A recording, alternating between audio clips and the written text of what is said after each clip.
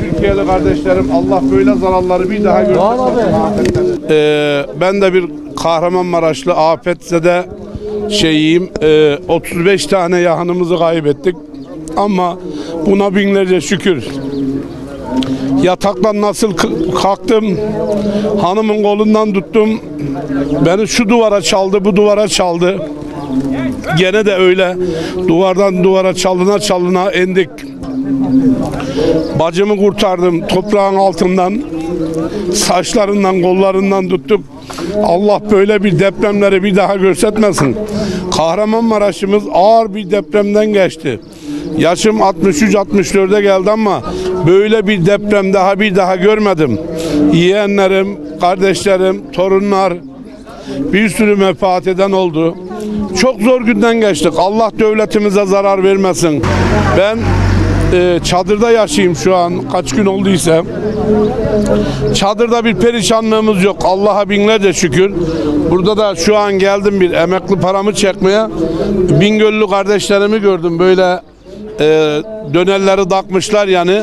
Maşallah, sübhanallah, Bingöllü kardeşlerime, Türkiye'nin buraya gelmişler, Bingöllü ustalarım, abilerim, görevli kardeşlerim. Allah razı olsun. Depremzedelere hizmet veriler. Bingöl Umut Kevranı'na ben de şükranlarımı, sevgilerimi sunayım. Umut Kevranı Derneği'ne Allah razı olsun. Bu dernek kuruluşundan da bak şöyle dönerleri burada veriler. Allah böyle bir depremleri bir daha görsetmesin. Çok zor günlerden geçtik, çok. Sizin de geçmişlerinize rahmet, sizin derneğinize hürmetlerimi, şükranlarımı sunayım. Buraya kadar gelmişsiniz, güzel bir dezgah kurmuşsunuz. Gerçekten Allah razı olsun. Allah Müslüman alemine güç kuvvet versin. Bunlar da gelir geçer inşallah.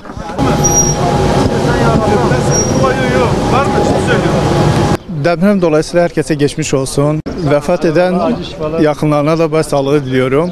Sağlık personeliyim. Boş zamanlarımda dernek, Umut Kervanı Derneği olarak yardımda bulunmaya çalışıyorum. Geçen hafta Malatya ilimizde Eğitim Araştırma Hastanesi'nde döner ustası olduğumuz için döner dağıtımında bulunduk. Bu hafta da Kahramanmaraş'ta bulunduk.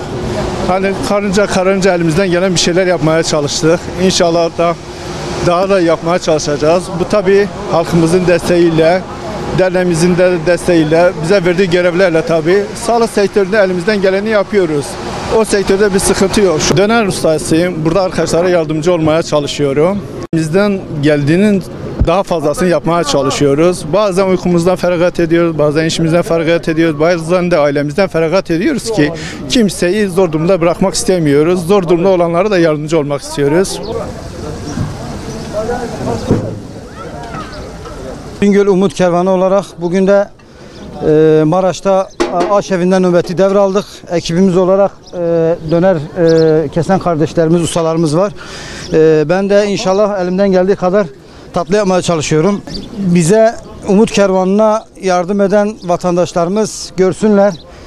Yardımları burada vatandaşlarımıza işte aş olarak ulaştırmaya çalışıyoruz. İşte bugün de elimizden geldiği kadar depremzede kardeşlerimize yerinde tatlı yapıp vermeye çalışıyoruz. Rabbim hayır yapan tüm kardeşlerimizden razı olsun. Eğer yardımlarınız devam ederse bizim de bu hizmetlerimiz devam eder inşallah.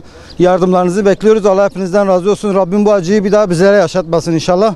Menümüzde dönerle tatlı vardır. Yani biz daha önce Malatya'da, Adıyaman'da, bugünkü nöbetimiz de inşallah burada Kahramanmaraş'ta olacak. Buradaki depremzedelere bir nebze de olsa hem küçükleri sevindirmek için hem de bir farkındalık oluşturmak için döner ekmekle inşallah insanların yüzünü biraz daha güldürmek istedik ve bundan dolayıdır. Döner ve tatlı işimizi her ile has olarak özellikle aş evlerinde bunu dağıtmayı düşündük. Bir severlere çağrımız buradaki depremzedeleri yalnız bırakmasınlar. Uzun süreli olacak inşallah.